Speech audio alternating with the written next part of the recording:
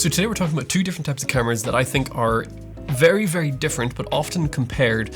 And I don't think they're all that comparable, but both are great in their own ways, so we're going to talk about that today. So here today we're looking at two different cameras. We've got the Sony ZVE10 Mark II. This is the newer version. It is basically a ZVE10 that does 10-bit, has a bigger battery, and has most of the video features that you would find in the A67 or the FX30. And over here we have the DJI Pocket 3, an incredibly popular little vlogging camera. Both of these are called vlogger cameras, so they often do get compared. Now, just for transparency, I purchased the ZVE10 Mark II with my own money, and DJI did send me the Pocket 3, and they asked me to do a comparison between this and the ZVE10 Mark II. But it's not sponsored. I can kind of say whatever I want about this. And one thing I have to say about this camera is I almost said no. I didn't actually want to review this product just because it's not the type of product that I personally use. I'm not much of a vlogger, right? I much prefer studio stuff. And I have to say, whenever I opened it up and I flicked that little screen, which that's just so cool, it's actually pretty fun to use. It is a cool little device. This is a vlogger style camera. It just has a little camera head on the top. It is like a 1-inch sensor, and it's got a built-in gimbal. It's a DJI product, so DJI are really well known for their gimbals and for like drones and stuff like that. So in essence, kind of what you're getting is probably like a drone style sensor with a little gimbal head on it, with a little screen and controller. Now let's talk about how these two cameras are similar and maybe how they're different. First off, they are both called vlogger cameras, right? The ZV means Gen Z vlogger, as far as I'm aware. If that's wrong, please do correct me, but as far as I'm aware, that's what the ZV stands for in the ZV line. Gen Z vlogger, right? The Pocket 3 is also a vlogging camera. Now here's the thing that I would say about these two devices. The Pocket 3 is a vlogger camera. That is what it does best, and that is what it is most known for, and it does a fantastic job at vlogging. We're going to get into some sample footage in a little bit. Now the ZVE10 Mark II, on the other hand, can vlog, but I actually don't think that's what it's good for. And this is just one of those things that whenever it comes to camera products, I think sometimes camera companies just market their product wrong. I don't think this is a good vlogging camera. It's a great camera, I just don't think it's a good vlogging camera, especially with the kit lens. The widest it can go is 16mm, and it doesn't have any IBIS, so you have to use electronic IBIS, which crops into the sensor quite a lot. I think it's like a 28 to 30mm that you're looking at, which is not wide enough for vlogging at all. Whereas the Pocket 3 has an incredibly wide field of view for the size of its sensor. I think it's like a 1-inch sensor. I'm not really going to be going over specs all that much, but this is just much better for vlogging. Real quick, I'm going to show you a couple of little sample clips of the audio and the video that comes out of both of these cameras. For the DJI Pocket 3, I am using the Creator Combo, and I do think that if you're going to pick up this camera, I would highly recommend going with the Creator Combo. So I'll show you just a couple of short clips taken on both of these cameras vlogging. This using the kit lens, and this just straight out of the camera. I'm filming both of them in log, and then I'm color grading in post, and I'm just letting the cameras do whatever they want in full auto mode. So tell me what you think of these. So this is what the Osmo Pocket 3 actually looks like. I have it set to full auto, right? It is really sunny, drastic changing of lighting. So we'll see how it does with that. I'm not being particularly careful in how I'm walking. I'm literally just holding it out, walking around. And I think that's going to be the biggest strength of this camera, is just the ease of use. So I'm not a big fan of actually using auto features and auto all this kind of stuff, where the camera just does everything for you. But if you're looking at just trying to capture a quick and easy image, this thing is pretty great. Another great thing available here is that if I just flick this vertically, I can just as easily switch to start to film in vertical content. So if I want to film some vertical stuff, it's super easy to do. All right, so this is the Sony ZVE10. I'm using the kit lens. I'm walking, and this is it at 16mm without the image stabilization turned on. All right, so now we've got the image stabilization, the active stabilization, which is the digital stab. It's turned on, but as you can see, we're really cropped in here. Like, my arm is fully extended as far as I can get it. It's not very comfortable. I just find this is far too zoomed in. I also think that the stabilization itself isn't great. Maybe it's just because I have to hold my arm out so far, but compared to the Pocket 3, this is a very different experience when it comes to vlogging. The other one is much more comfortable and a little bit easier to use. So obviously the Pocket 3 wins by far as audio quality goes, if you're using the little DJI Pocket mic, and field of view and stabilization when it comes to vlogging. Now the ZVE10 produces a great image, the kit lens is just not good for vlogging, and the image stabilization, in my opinion, is just not very good. The digital stab, it kind of gives this kind of jittery, weird sort of stabilization in my opinion. I'm not a big fan of their digital stab. Now, in saying that, does that make this a bad camera? No, absolutely not. Actually, this can produce a much better image than this can.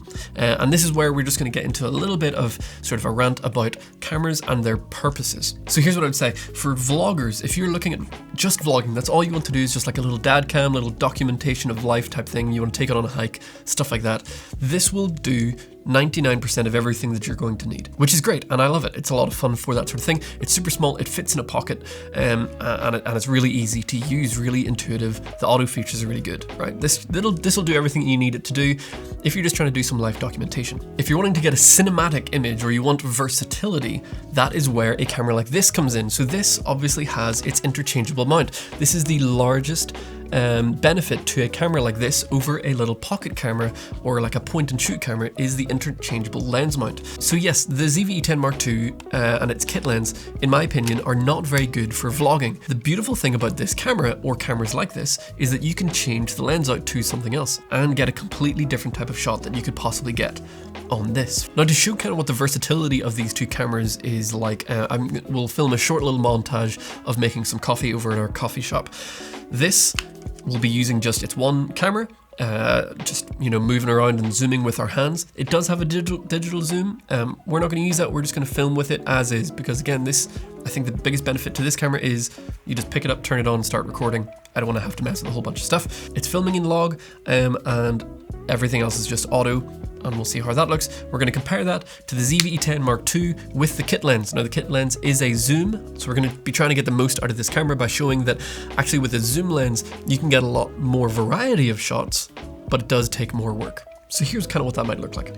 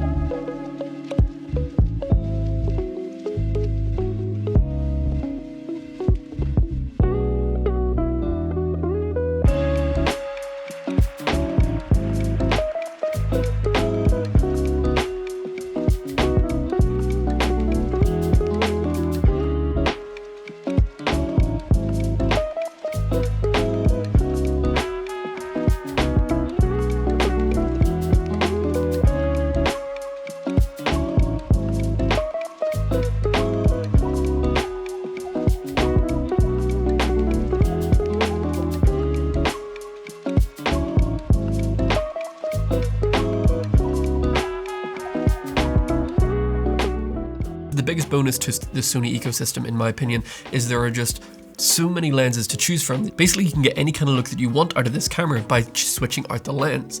Now, the problem with that is that costs more money, right? So this, you buy it once and you're done. Maybe get a couple of filters or maybe a couple of little accessories, but you buy it, what is it, $600 or $700 for the creator combo kit, and this will just do what you need it to do. A mirrorless camera takes just a little bit more nuance. You got to figure out what kind of lenses you want, what you're trying to shoot, and then you have to go and purchase those lenses. So the cost will increase as you go along because you're buying different accessories for your camera, but the image quality that you can get out of it is a whole lot better and a whole lot more versatile.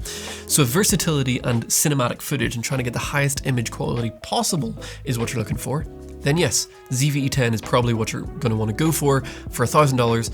It produces the same image quality as an FX30, which is almost double the price.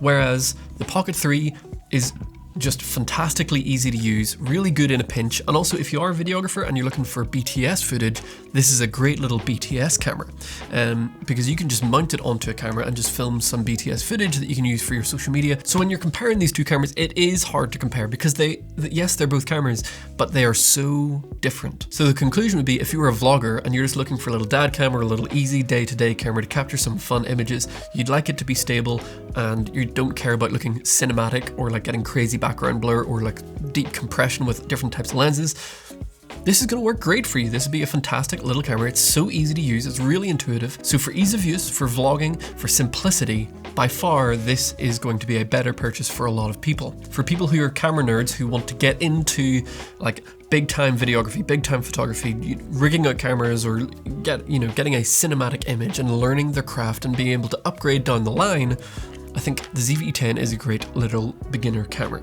Now again, this isn't really a review of either of these cameras. They have their pros and they have their cons, and I don't really have time to get into all of those today, but I hope this has been helpful to you, because a lot of people do ask about these cameras and ask to see comparisons side by side, but they're so different and they're for different purposes. This cannot do what this does, and this cannot do everything that this does. So it really depends on what your needs are. And so that's the most important thing that you can do before you make any major purchases. And again, these are in the hundreds of dollars of range. You want to make sure you think about what is it I'm going to be using it for, and does it meet all the needs that I have. So I hope this has been helpful to you. If it has, do hit the like button, drop a comment down below, maybe even subscribe as we continue to build this channel. I appreciate all of you for doing so, and I hope that you have a wonderful day.